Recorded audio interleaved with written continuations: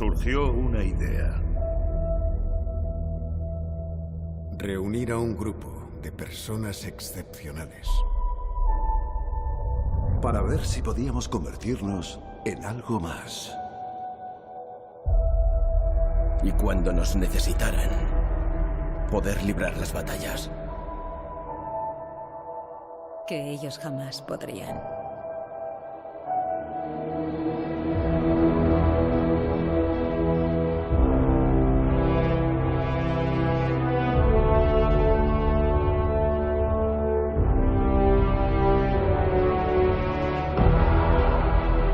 Con el tiempo, sabréis lo que es perder.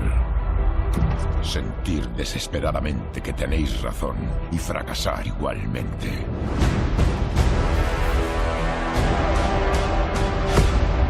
Temedlo.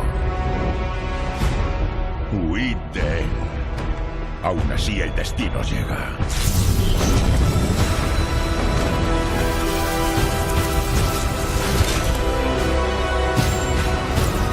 Evacuad la ciudad.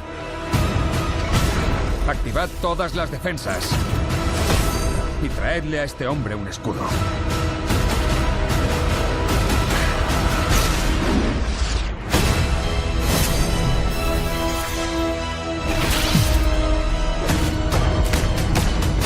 La diversión no es algo que uno tenga en cuenta cuando equilibra el universo.